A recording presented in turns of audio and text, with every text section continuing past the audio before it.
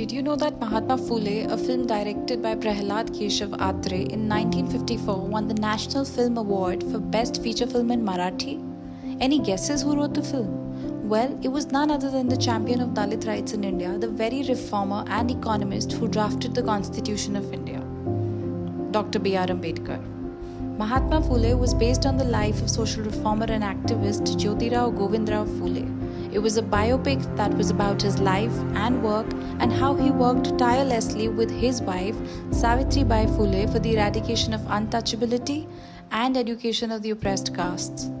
So Mahatma Phule won not just at the second National Film Awards, but it also won the President's Silver Medal for Best Feature Film in Marathi.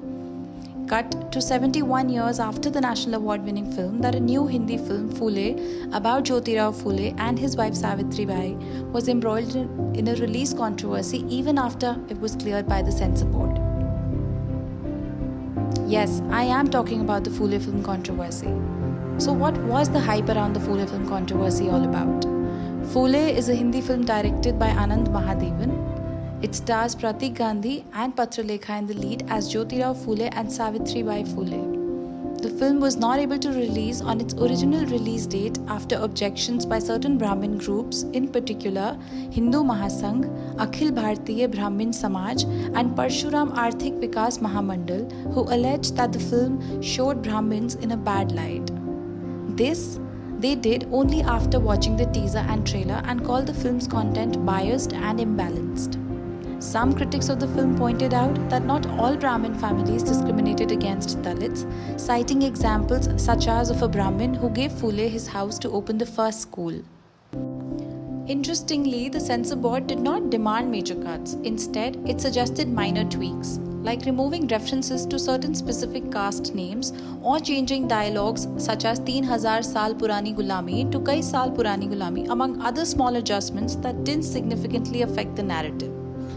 So, to calm down matters, the makers of Phule anyway decided to postpone the release of the film by 2 weeks and asked the Brahmin organizations to first watch the film before passing judgment. And in the middle of all this came Anurag Kashyap's comment. In light of the Phule film controversy, acclaimed filmmaker Anurag Kashyap criticized the censor board's directive of making tweaks to Phule and penned a note with a hint of sarcasm that asked, "If there's no caste system, why are Brahmins upset over Phule? Who are you if caste doesn't exist? Why are you burning with anger?" Kashyap also cited examples of films like Punjab 95, Tees, Dhadak, Phule and several other films that were either blocked or faced several hurdles before release, questioning the central government. Kashyap also alleged that this casteist, regionalist, racist government is so ashamed to see their own face in the mirror and also called them cowards. However, after Kashyap engaged with a netizen over a Brahmin comment that was not directly related to Phule, the controversy went overboard and Kashyap apologized for not what he'd said about the film or the censor board or the government, but for the safety of his own family who had been receiving death and rape threats after he made the comment. Having said that, with or without a filmmaker like Anurag Kashyap voicing the concerns of release delays because of the subject matter of a film, censor board's objections over several films over the years has not been new. We should remember Anurag Kashyap's Black Friday never saw the light of the theatre because of concerns that it might prejudice the ongoing trial of the individuals accused in the 1993 Mumbai bombings. And this is the soft power that cinema is considered to be. So while many filmmakers have taken it in their stride and made changes to their materials, some like Kashyap have raised their voice and have also suffered at the hands of the system. Remember the Padmavati controversy?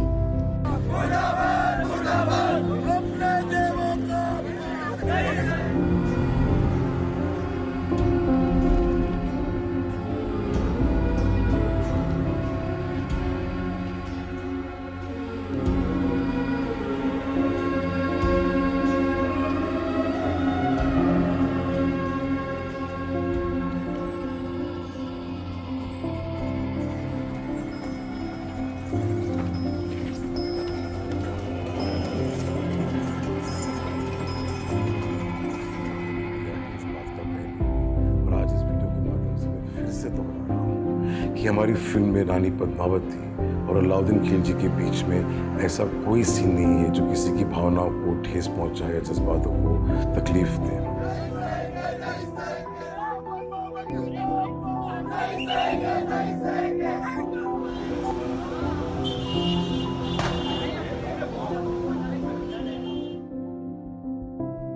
After several clarifications, Bhansali was forced to change the title of the film, including some changes in the Ghumar song, and then Padmavat was allowed a peaceful release. Over the last few years, several filmmakers have had to face similar challenges. Many fringe groups have threatened filmmakers ahead of their releases and have protested for various reasons. Some recent examples include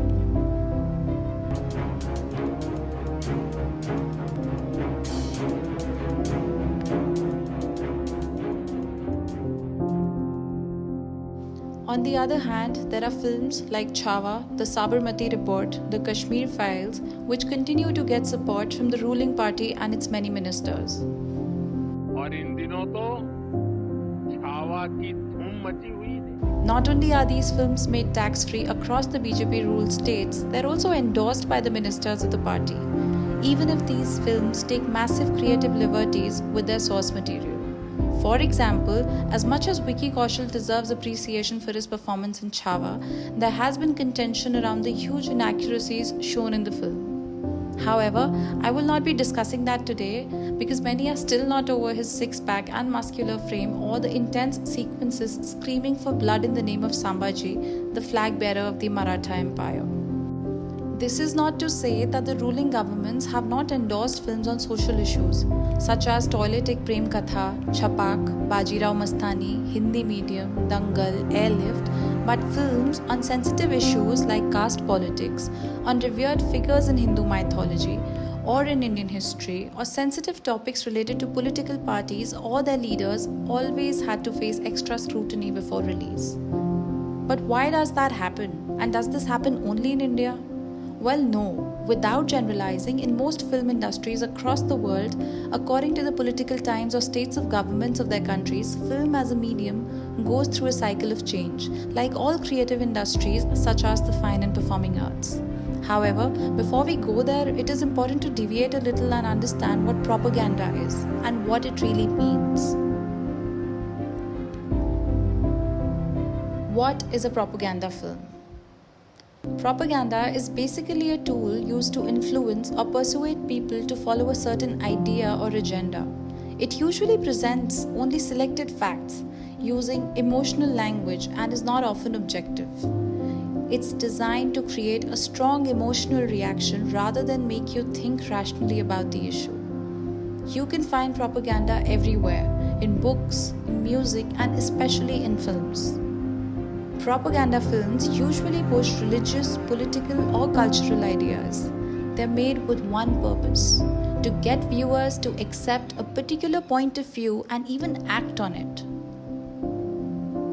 And remember, film was the first global mass medium that could influence people both individually and as a crowd, which is why it quickly became a powerful tool for governments and organizations to spread their ideologies. You made a movie like, say, Amar Akbar Antony. It used to be almost a joke that, if you wanted entertainment tax waiver, you made a movie like, say, Amar Akbar Antony, where you got these three toddlers who are separated in infancy.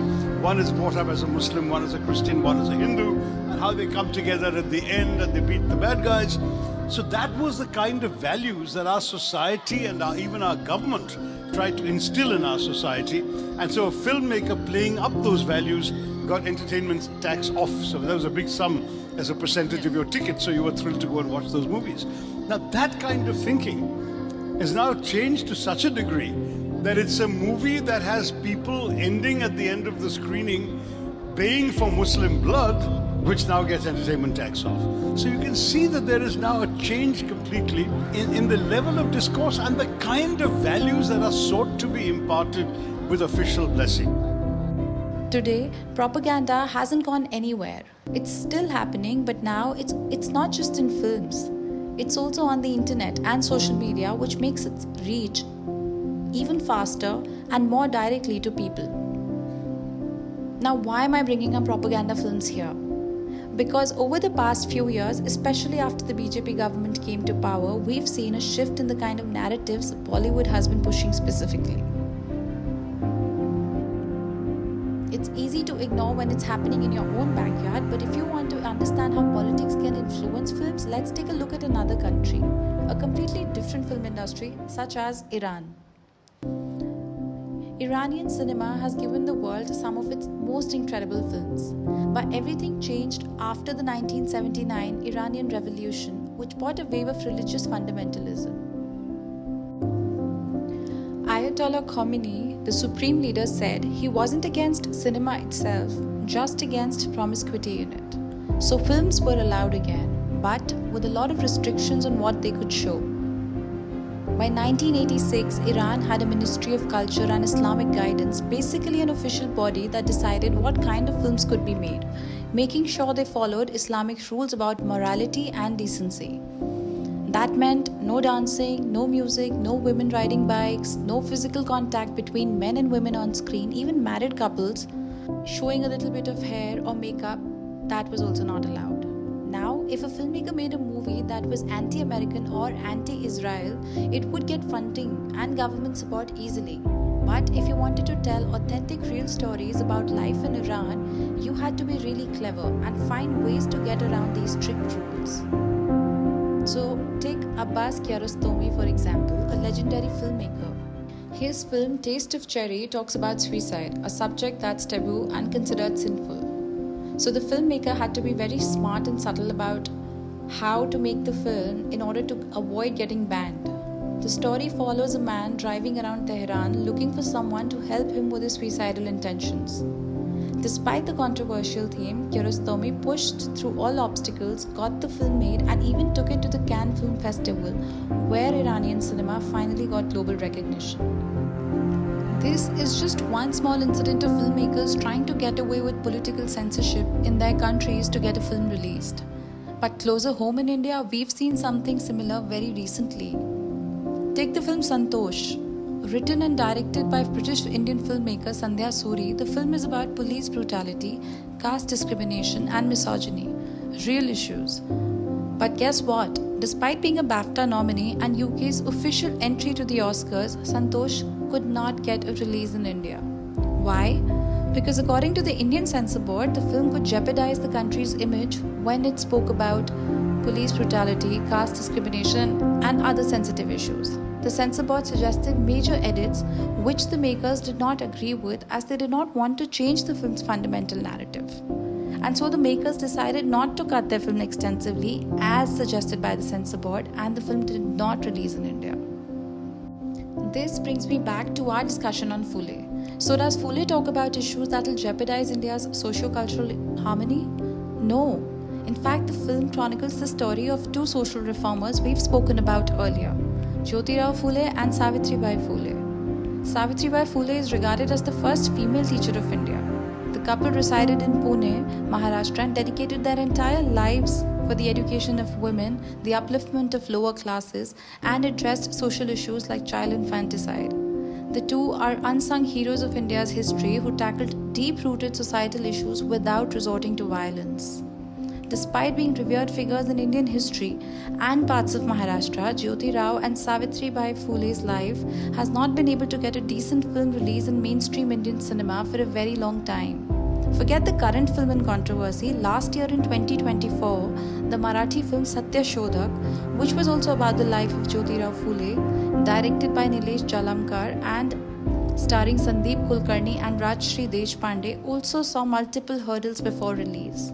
The movie, which was announced in 2017, was in production limbo with producers backing out until it was finally released on 5th January 2024. Though there were TV shows based on the lives of Jyotirao and Savitribai Phule that managed to get a decent runtime on TV, movies have not been many. However, now Anant Mahadevan's Phule has been released in theatres after some problems. So if you managed to catch the film in theatres, do share your thoughts on the same. If you like this video, please don't forget to like, share and subscribe for more content like this.